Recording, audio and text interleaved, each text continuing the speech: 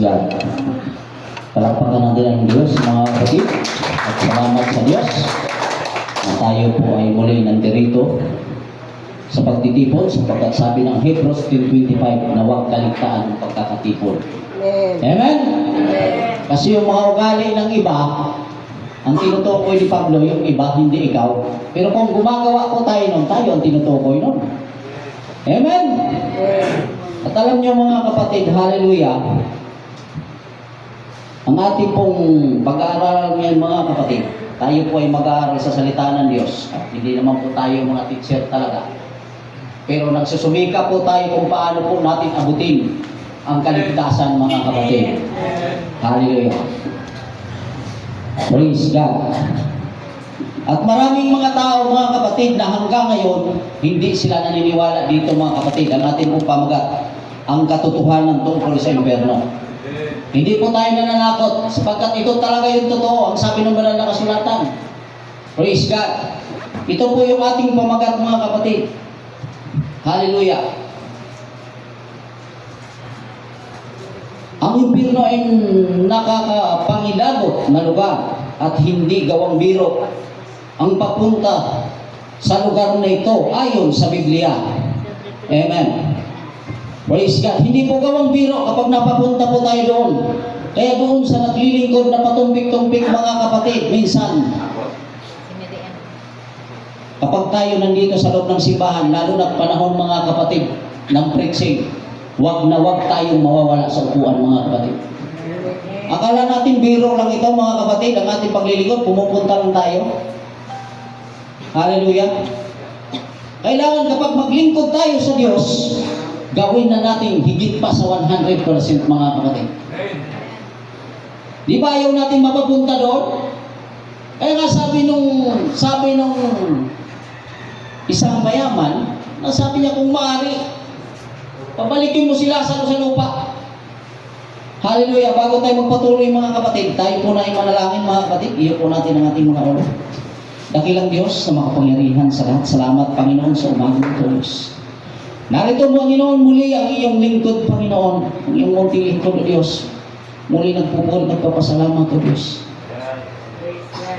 Ama, wala po akong karunungan, Panginoon. Subalit alam ko ang lahat ng karunungan ay nasa iyo.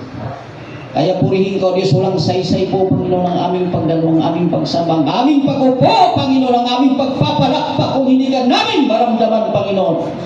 At salamat, O Diyos, sa umagang ito, Panginoon, na, O Diyos, ang iyong mga salita ay maging magtuturo sa bawat isa sa amin na kung paano ka namin, Panginoon, papurihan at sambahin sa mga oras na ito. At salamat, O Diyos, tanging sa pangalan ni Jesus.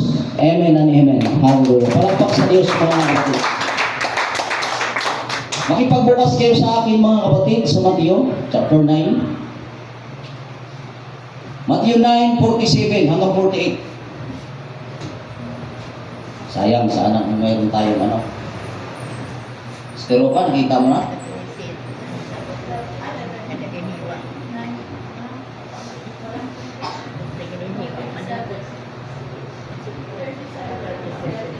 Ay, I'm sorry. Mali.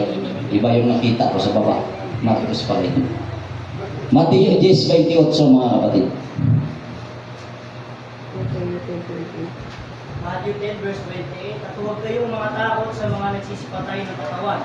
Dapat hindi na nakakapatay sa kaluluwa. Hindi ba po sa katawan yaong makapuksa sa kaluluwa at sa katawan sa impyerno.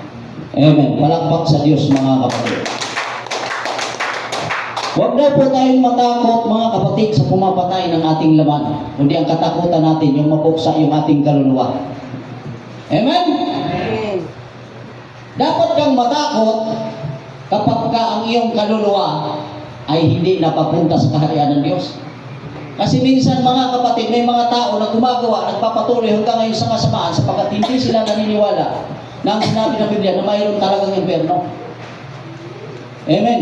Kaya hanggang ngayon, yung mga hindi naglilingkod sa Diyos, yung mga nanghihina, nagpapatuloy sila. Bakit? Sarado na yung kanilang kaisipan. Impyerno, maniwala. Marami nga dyan, mga Kristiyano, ang pa sa akin. Ay, ano pakialam mo kung nauna? Sabi ng Biblia, mayroong nauuna na nahuhuli. At mayroong nahuhuli na nauna. Huwag mo siyang gayahin mga kapatid. Hallelujah. Kapag ginaya po natin mga kapatid, ang kaligtasan po natin ay kanya-kanya. Yan ang tandaan ninyo. Ang kaligtasan ko ay hindi ko makukuha sa magulang ko. Ang kaligtasan ng magulang ko ay sa kanya lang yun. Ang sa akin lang. Kaya ang bawat isa sa atin ay magsumikap kung paano patungo sa kaharian ng langit. Amen. Now, mga kapatid, continue po tayo. Ang wika ng Panginoon tungkol sa lugar na ito, at kung ang mata mo ay makapagpapatisod sa iyo, ay dukitin mo, mabuti pa ang iyo, ang pumasok sa kaharian ng Diyos na may isang mata. Kaysa may dalawang mata, kung mabubulig sa impyerno na dooy, hindi mamamatay ang kanilang uod at hindi mamamatay ang apoy. Amen? Mas mabuti pa ang sabi ng Biblia na pumasok ka sa kaharian ng langit na ang isa ang mata mo kaysa dalawa na nagkakasala ka naman. Payag ba kayo nun mga kapatid? At least, nasa langit tayo. Dalawa nga ang mata mo, pero patungo ka sa pagkapahamak.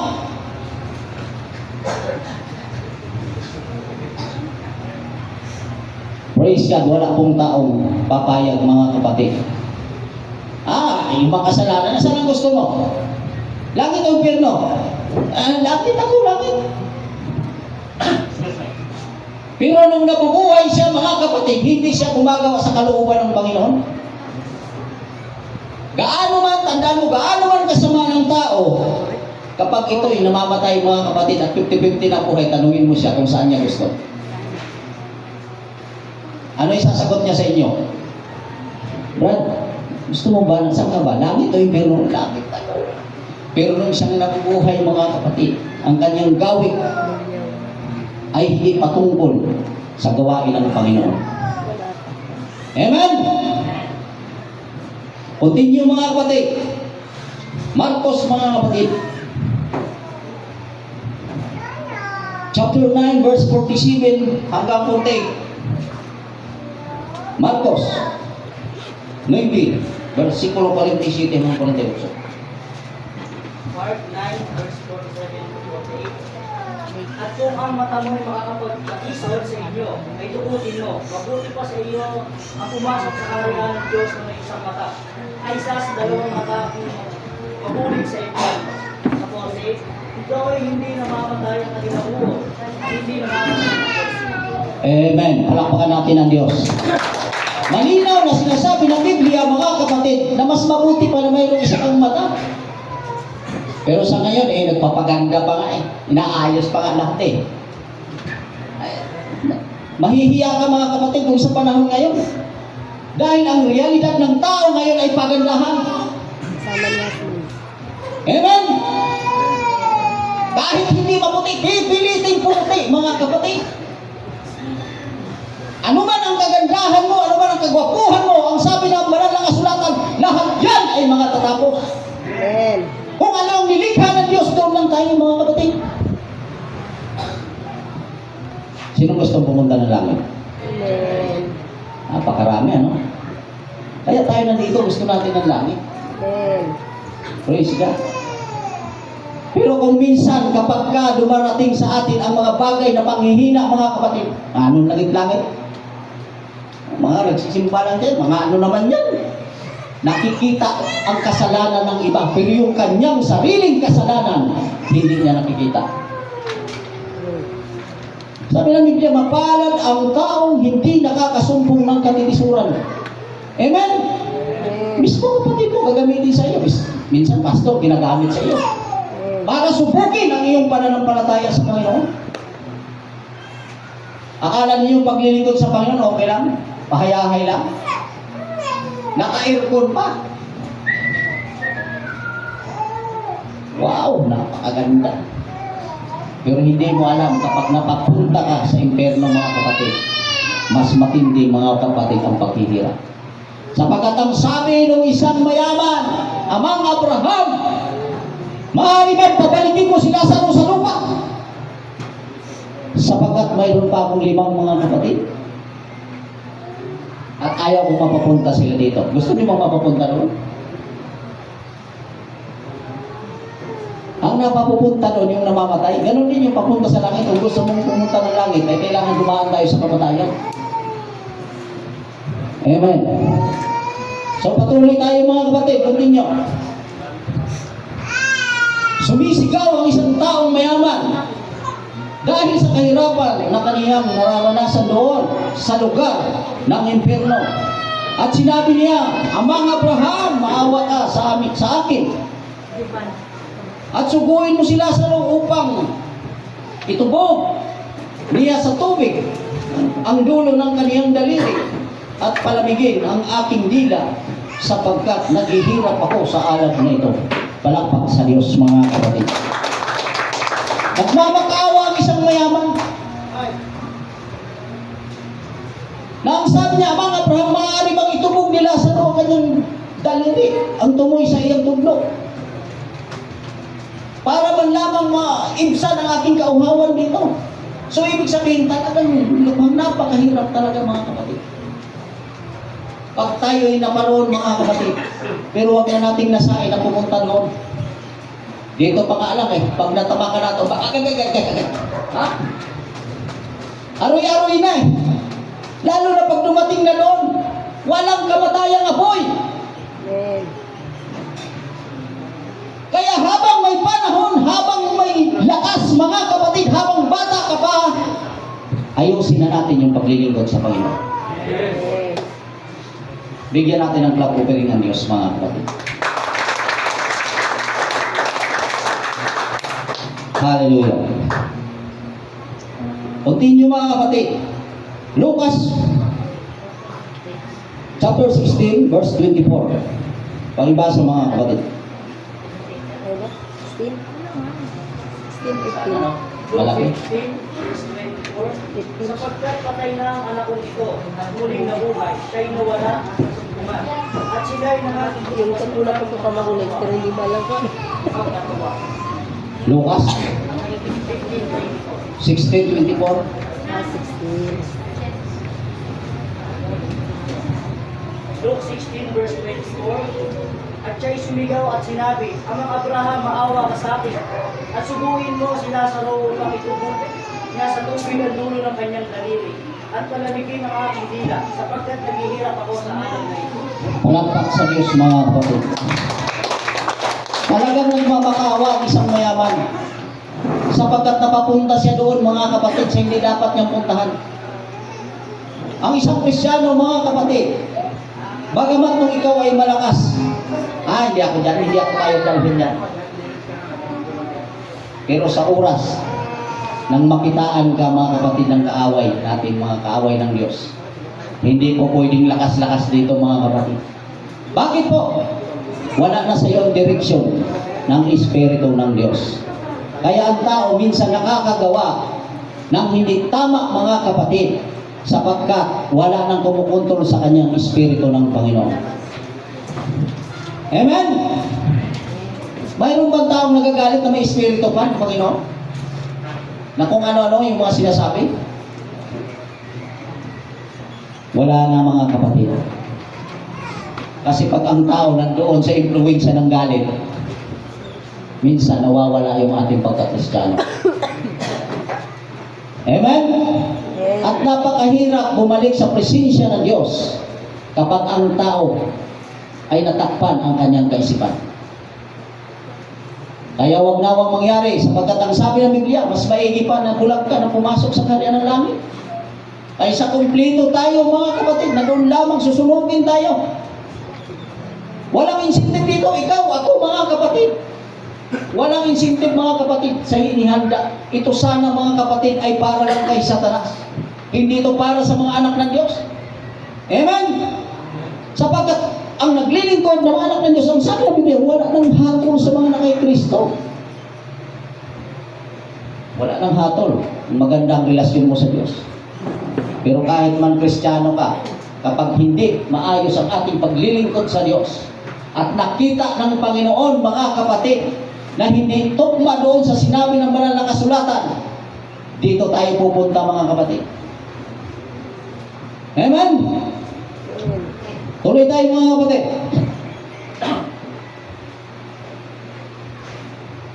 Maraming mga talata sa Biblia na nagsasabi na mayroong impyerno. Ngunit may mga tao pa rin hindi naniniwala sa lugar na ito ng kapahamakan kahit na ito ay malinaw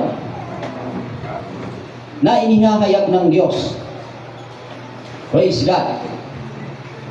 Hallelujah. Palakpak sa Diyos mga kapatid. Sa Matthew chapter 25, verse 41.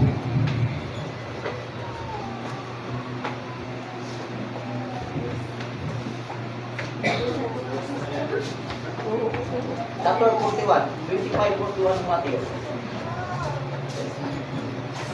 25:41. Kapag gagayoy, sasabihin naman niya sa nasa kaliwa, pag silayo kayo sa akin, kayo mga sulupa, at pasa apoy na walang hanggan at na ihinanda sa diablo at sa kanya mga aktor. Palakpak sa Diyos mga kapatid. Huwag na huwag mangyari sa atin mga kapatid na tayo itakwil at hindi tayo kilalanin ng ating Ama. Alin ang gusto nyo? Sa kaliwa, sa kanan? Sa kanan. Palakpak sa Diyos mga kapatid. Hallelujah. Kasi ang tunay na anak ng Diyos mga kapatid, kilala niya ang kanyang Ama. At kilala niya kung para siya doon mga kapatid. Huwag ka doon sa kaliwa. Kasi yung kaliwa, lalo na sa mga Kristiyano, hindi pwede yan. Ganun din sa kanan. Kailangan tumbukin mo kung saan ka. Kasi yung paglilingkod sa Panginoon, hindi yun sa kaliwa, hindi sa kanan, hindi yung para kanlasing. Saan ba ang daan dito? Sa kaliwa o sa kanan? Ha? Ay, ito siguro. Ano ba tingin mo dyan sa araw? Talin na pa eh. Buwan o araw? Araw talaga, hindi. Buwan yan. Saan niya alin ba dyan sa tatlo? Sabi ng pangatlo kong pare. Ano ba pinagtatalunan niyo? Araw eh. Kaya kung tayo'y maglingkod sa Diyos, sabi ni Pablo, hindi tayo sumusuntok sa hangin. Siguraduhin natin. Minsan mga kapatid, ang ating pananambahan, minsan upuan ang natitira. Lumabas ka ng mga kapatid, pagdating ng mga handog awit, patotoo. Pero pagdating sa preaching, mga kapatid, huwag na huwag kang mawawala sa upuan. Bakit mga kapatid? Sabi ng Biblia, ingatan natin ang ating mga paa kapag nasa pabahay tayo, sa bahay tayo ng Diyos. Okay lang yun, umihinga, bumaba ka, kung anong gawin mo, uminom ka. Lagi ng English. Pero wag naman na mananatili ka hanggang sa matapos ang gawain ng doon ka. Bakit? Oh, sabi ng Biblia, inihanda ang impyerno para doon sa mga tao hindi marunong sumunod. Palakpak sa Diyos mga kapatid, hindi ako nagagalit, ganito lang kami ako. Hindi ako galit mga kapatid. Masaya pa nga ako. Hallelujah. Bawal lang. Praise God. Sa Apokalipsis mga kapatid, versikulo 20, chapter 20, verse 14. Verse 40. Sana kung mayroon tayo.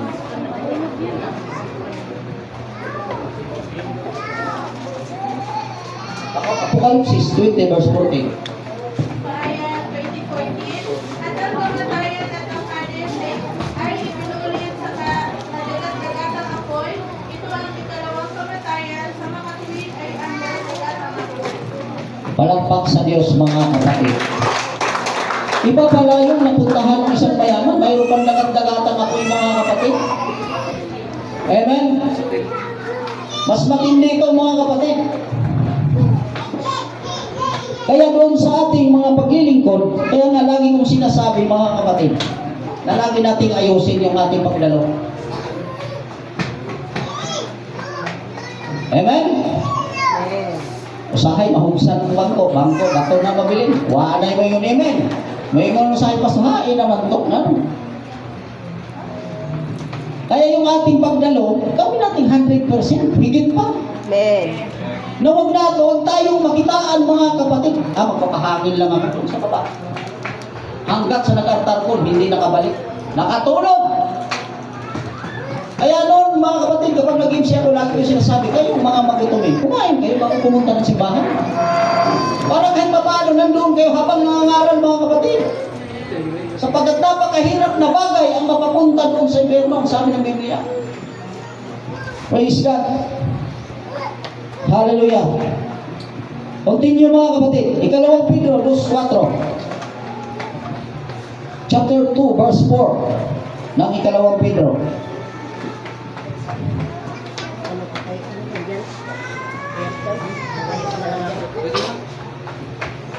Dalawang Pedro 2 verse 4, sapagkat mga Diyos ay hindi nagpatawad sa mga anghel ng mga kasala ang mga yaon, kundi sila yung pinulit sa impyerno at ikinulong sa mga hukang ng kaliliman upang nilaan sa pagkukulong.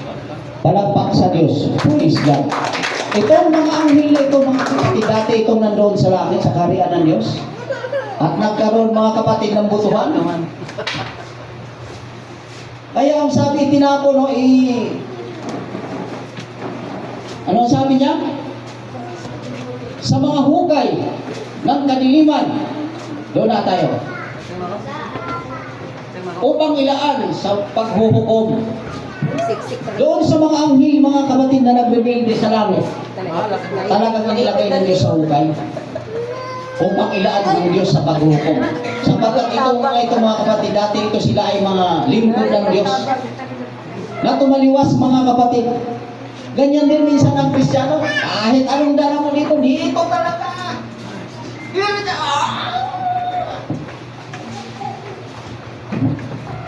Amen? Pero kapag ang isang Kristiyano, nasa kanya yung kababaan, nasa kanya yung pagpahinuhod, ang sabi ng Biblia, ano man ang marinig niyan, mga kapatid, hindi ko yan apektado, mga kapatid. Pagsabihan mo siya, para lang siyang bata. Yun ang tunay, mga kapatid, na nakasunod. Kasi kung standard ang ating hahanapin, lahat tayo bagsak, mga kapatid. Sapagkat ang standard, walang iba kundi ang ating Panginoon. Amen. Amen! Amen. Walang ibang tunay na banal, mga kapatid, kundi tayo namumuhay lamang sa kabanalan. Sapagkat ang sabi, mga kapatid, ng Biblia, kung wala ang pagpapakabanal, sino man sa atin ay hindi makakakita sa Diyos. Palakpak sa Diyos, mga kapatid. Hallelujah.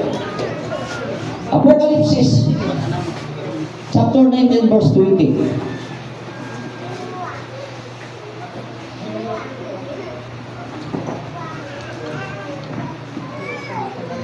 Chapter 19 verse 20. Ayon 19:20, at sinaggawa ng hayop na at kasama niya ang hulaang pagkakan ng mga naga sa harapan ko, na siyang ipinandaya sa mga nagsitanggap na tanda ng hayop at ang mga sumambat sa larawan nito. Ang dalawang ito ay hinati na buhay sa dagat-dagatang apoy na nagdiliyab na sofre. Praise God, palakpak muli sa Diyos, mga kapatid. Hallelujah. Pati doon, mga kapatid, sa mga manghuhula. Lalo na sa atin, sa mga Kristiyano, minsan may mga nanghuhula na hindi totoo. Doon palang punta niyan. Ito, ganito, pastor, ganito yan yung sabi ng Panginoon. Ay, hindi naman nangyari. Maniniwala ba kayo doon? Kailangan ng isang Kristiyano, mga kapatid, kapag ka nanghulat, nagsabi, mga kapatid, kailangan mangyari yun. Pero kapag nagsinungaling ka, hindi yan totoo. Amen? Palakpakan natin ang Diyos, mga kapatid. Praise God. Tuloy po tayo, mga kapatid. Sa Apocalypse, chapter 20, verse 2 hanggang 3. Ayon 20 verse 2, at sinuggaban niya ang dragon, ang matandang ahas na siyang gagawin sa dagat, at tinapos sa isang gitong taon. At siya ibinulit sa kalaliman, at sinarhan at inatakan ito sa ibabaw niya, upang huwag lamang daya sa mga bansa, hanggang sa maganap ng isang gitong taon. Pagkatapos nito ay kailangan niyang pawalang kaunting panahon. Praise God. Palakpak sa Diyos. Doon itong mga kapatid na sana naghari ng Panginoon. Ginapos na mga kapatid. Pero sa ngayon, wala pang ginagapos mga kapatid. Kaya minsan ang nagagapos ngayon yung mga anak pa ng Diyos. Kaya nasabi ng pastor na kasama ko, sabi niya ginapos na. Sabi ko, bakit mayroon pang mga anak? Sabi yung mga lipuris yan. Yung hari lang ang nagapos. Hindi pa nagagapos, kaya pagtibayin natin ang ating paglilingkod sa Diyos mga kapatid. Amen? Hallelujah. Tuloy tayo mga kapatid. Sa Matthew 10, versikulo 16. Ay, dito mga kapatid. Hallelujah. Matthew chapter 10 verse 16.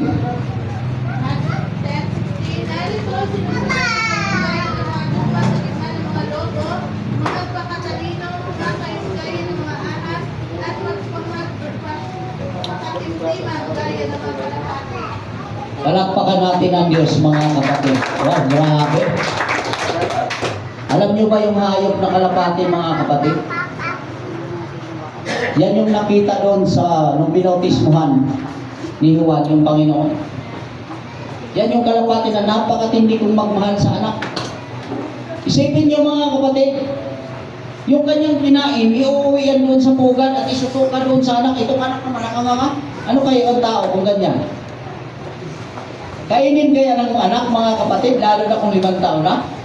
Ano sasabihin kaya ng anak mo? Kaya siya yung mga kapatid na yung tinaguriang espiritu na nagmula sa langit sapagkat ang hayop niya mga kapatid ay napakagandang tularan. Tubig! Iinom yan, isusukan nun sana. Praise God, palakpakan natin ang Diyos. Nasaan ito mga kapatid ay makuha ng mga Kristiyano. Minsan ay magkasagi ng ganit gamay. Hindi lang ganit doon, simbahan. Hindi lang mapansin. Sana ni sister, sana ni pastor mo, hindi naman managat. May kikiling nga naman nito. Tuwa na speakers ko yun. Olay, kita, di kita taglunan eh. Dati magla mo kayo mga kape, karoon di na dyan. May kusa ka, may kape sa lamisa. Ako nga, dubli-dubli ang alok niyang kape. Ayaw ko lang magkape dahil gusto ko ni-student eh. Palakpakan natin ang Diyos mga kapatid. Enjoy mo mga kasama kayo seryoso. Napakahirap mga kapatid. Pag naglingkod tayo sa Diyos, huwag naman yung sobrang seryoso mga kapatid. Ilang haluan natin ang kuhan. Kunting patawa mga kapatid.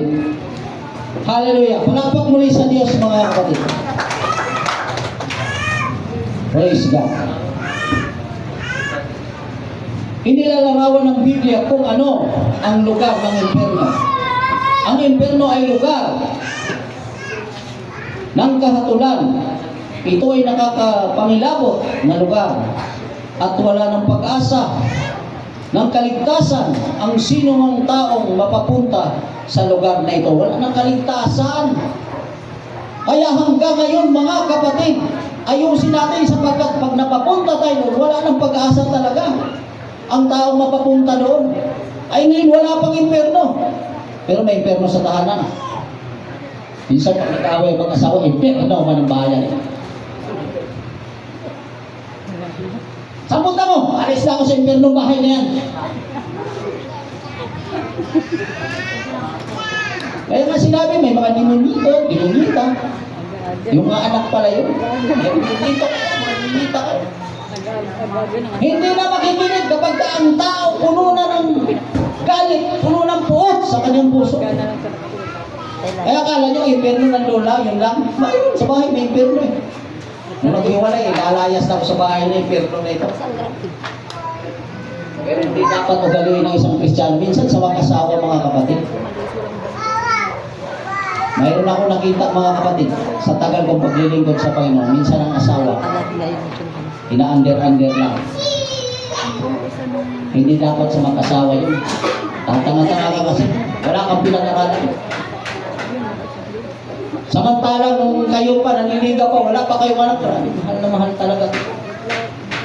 Ikaw lang talaga. Wala nang iba. Pero pag dumating sa gawain, huli na. Huli na dumating. Gusto pa muna umuwi. Wala nang ibinigay, naghahanap pa mga kapatid ng pundo. Ng video.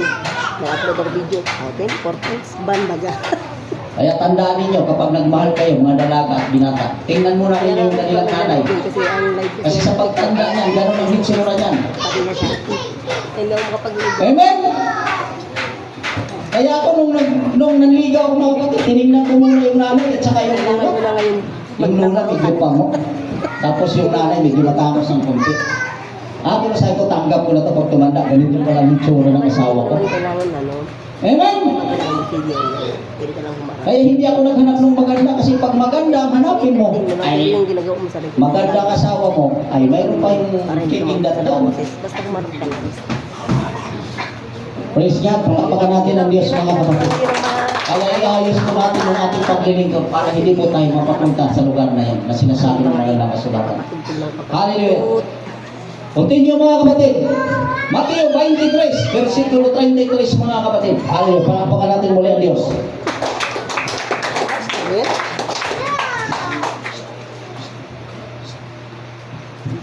Importante doon.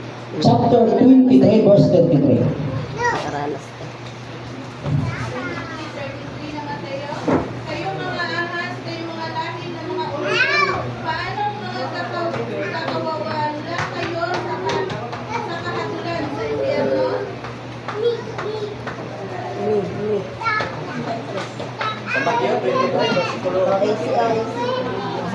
Praise God. So, inihanda lang talaga mga kapatid ang impyerno doon sa mga ulupo. Sa Diablo mga kapatid. Hindi po para sa tao. Kaya yan ang tanda natin. Hindi nga inihanda sa atin, pero kapag hindi tayo nag-ayos, tandaan mo, doon ang ating punta. Amen? Gustuhin mo man sa hindi, kapag hindi maayos ang paglilingkod mo, doon talaga ang punta mo. Yan ang dapat natin maunawaan. Na sinabi ng Biblia, doon lang sana to sa Diablo, sa ahas, sa matandang ahas. Pero kapag gumawa tayo ng hindi maganda at hindi tayo naglilingkod sa Diyos ng tama, ay doon talaga punta natin.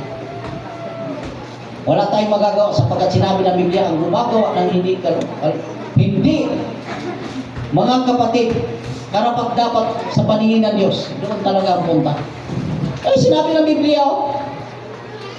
Kaya maigi pa yung mata mo na isa na napapasok tayo. At least doon kasalanan. Pero sa panahon ngayon, pag nanligaw ka, na medyo may diferensya. Ay! Hindi pwede yan, kasama ko. Mayroong diferensya. Minsan tabingi. Pero tandaan ninyo ang Diyos, hindi tumitingin sa panlabas ng kanilang ulit sa loob. Pero sa mga Kristiyano, kung maayos ang ating panloob, ay hindi natin ang ating panlabas. Amen! Sapagat yung loob, hindi yan nakikita ng pastor. Kundi yung pananamit, makikita yan dito simbahan. Punta ka dito simbahan, kita yung ano mo. Napaka-exit, tapos hilang ka ng hilang. Kaya ang paglilingkod sa Diyos, mga kapatid, iayos lagi natin. Sapagkat ang ating tungo ay langit, mga kapatid, ang ating tinutumbok. Palakpakan natin ang Diyos, mga kapatid. Hallelujah. Sa Marcos, mga kapatid, chapter 9, verse 43 hanggang 49. Marcos, chapter 9, verse 43 hanggang 49. Ang dami. Ito na sa'yo, ito na akin, ang ban talaga eh. Ano mo, Verse 9:43, at kung ang mga kamay mo ay makapagpapatin sa iyo, ay putulin mo ang Makadami. iyong Ayan. buhat sa bagay Nagituyot. Verse sa may 2 Oo, yan yung mga bago. Sabi, Ano naman ang antibiotic? Alam mo, magkano antibiotic? 49, wala. 10 bilhin ko. Saka cream na string ng busa. Ang dahil yung nakakapatid ng at kung ang bata mo ay magpapatid sa ang pumasok sa bayan ng Diyos na may isang mata, kaysa may dalawang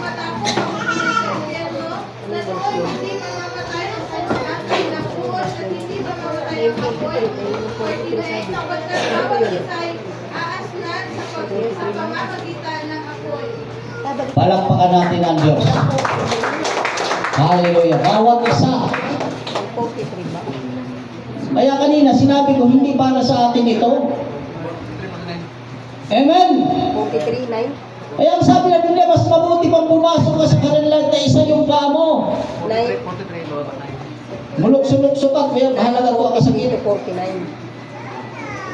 9, 40. Kumplito nga tayo. Hindi naman tayo naglilingkod sa Diyos.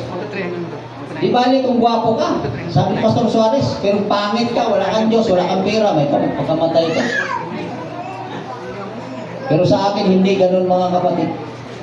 Gwapo ka man sa hindi, basta't maglingkod ka sa Diyos, gwapo ka. Amen? 10. Ang tao lang ang mayroong tinatangi. Pero ang Diyos walang tinatangi sapagkat nilikha niya ang tao mga kapatid, na babae at lalaki. Ayon sa kanyang wakis, sabi ng Biblia. Kaya wag nating nasain na tayo ay pupunta doon. Kaya nga tayo nagsusumikap pag-araw ng linggo.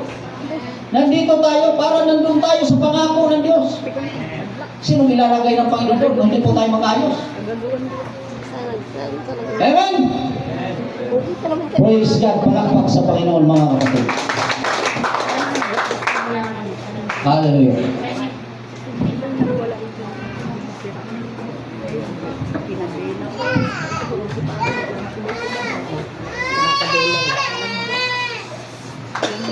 Sa Lucas mga kapatid, chapter 16 verse 23 up to 26.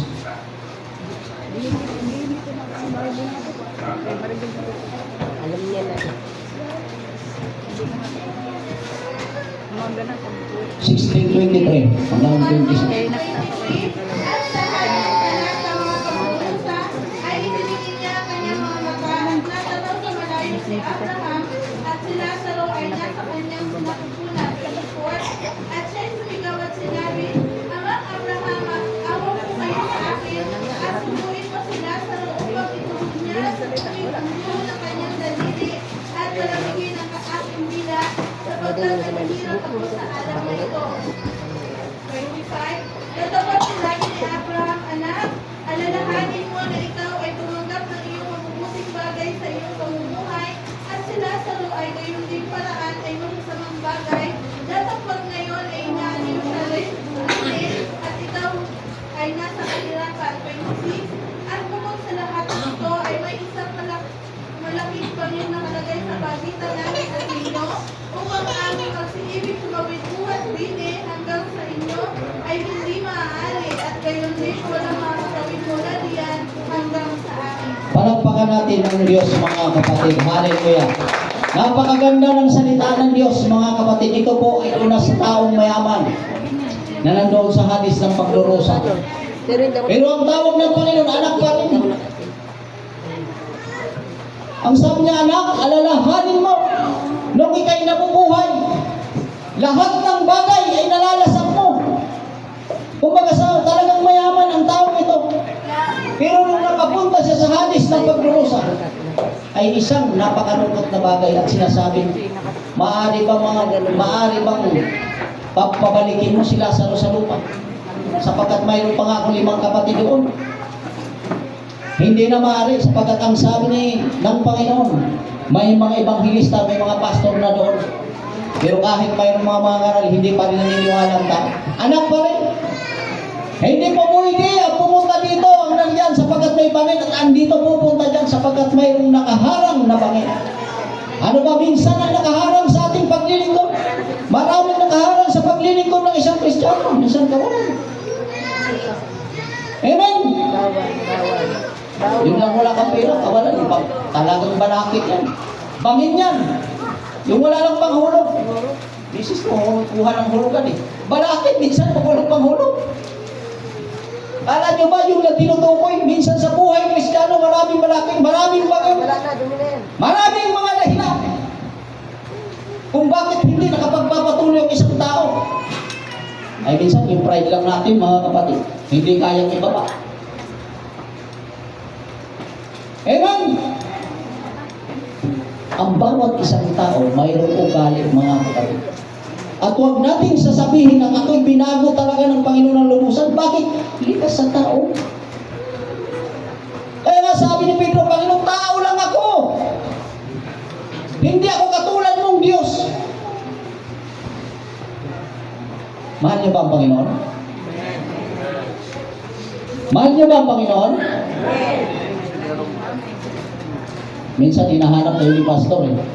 Ang Panginoon mahal niyo, pero yung pastor hindi. Ako ang totoo, nawawala ako dito mga kapatid. Minsan may mga invitation sa akin mga kapatid sa ibang simbahan. At ang sabi ko nga noon, pastor, hindi ako tatayo sapagkat sobra-sobra naman kayo dito eh. Doon ako sa mga nangailangan. Amen? Andito yung anak ng ating pastor. Ginagamit na rin siya ng Panginoon. Kaya mga kapatid, hallelujah. Minsan hinahanap natin ang isang tao sapagkat mahal natin siya. Brother Joey, kapag hindi ko nakikita, hinahanap ko. Nung lagi yan sa trabaho mga kapatid, nalulungkot ako, walang gwapo dito. Palakpakan natin ang Diyos mga kapatid. Hallelujah. Praise God. Now, continue mga kapatid. Ang impyerno ay lugar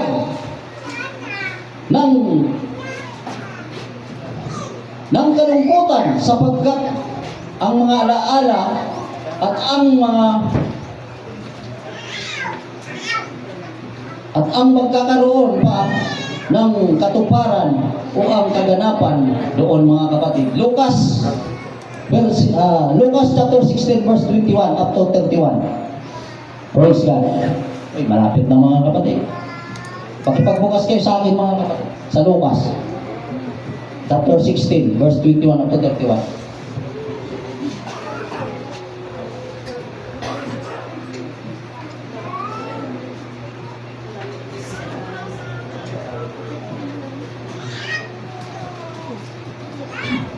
Okay, yan na.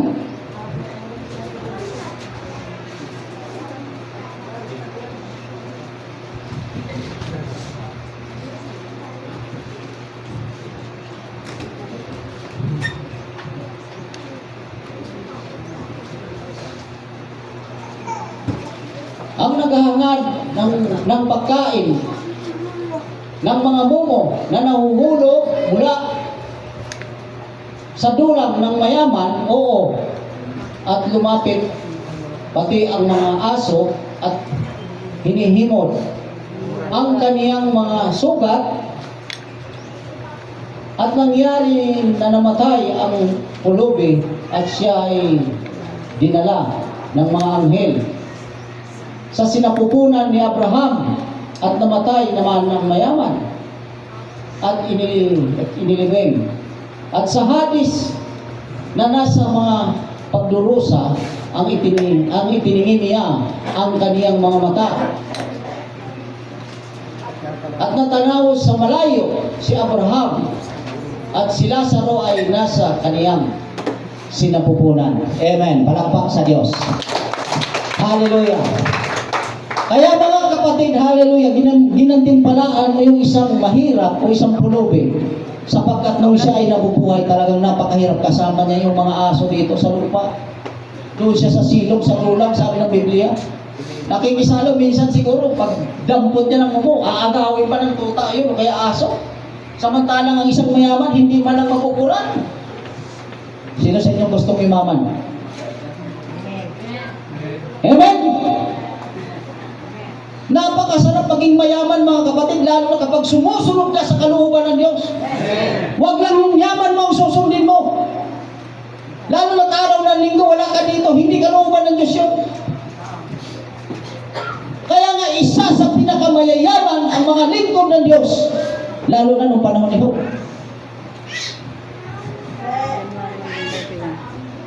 Kaya ako mga kapatid, hindi man masyadong mayaman, gusto ko magkaroon lang ng pera kasi minsan pagdating sa kawain, hindi ako makapunta.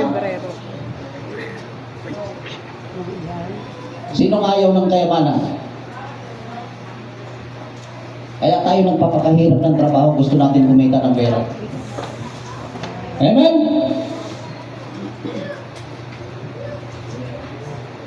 At unang-una, yung ating pamilya masuportahan natin. At ganun din ang gawain. Kapag ang isang membro may trabaho, kasama yan doon mga kapatid sa paglilingkod. Lalo na't hindi madamot ang mga membro mga kapatid. Kasi mayroon doon sa Palawan mga kapatid, talagang nakabinta sila, napakalaki. Ang alam ko, 31 million o 25 million. Ang bawat anak ay binigyan ng tiga-6 na milyon. Pero ang pinagawa, simbahan lang, hindi nahawakan ng pastor. Kaya sabi ng pastor na nakausap ko na yung isip mga kapatid sa Bataan, 300 ang kanyang membro, pero ang kanyang totoong membro, 3 lang. Bakit? Yun lang ang nagbibigay. Plus talaga. Yung hindi nagbibigay, hindi pala totoong membro yan. Sa kanila lang yung mga kapatid. Pero sa atin, magbigay ka man sa hindi mga kapatid. Magpatuloy ka sa paglilingkod sapagkat mahal ka ng Diyos mga kapatid. Salamat mga kapatid! At malapit na yung aking oras mga kapatid at hanggang dito na lang kaya siguraduhin natin yung ating paglilingkod sa Diyos mga kapatid. Nasa tamang direksyon po tayo. Hallelujah. Palakpak sa Diyos mga kapatid. Muli, humugo po tayo mga kapatid. Binigay ko sa ating Pastor Pinterka ang pansamantalang pagtatapos ng ating may pustari.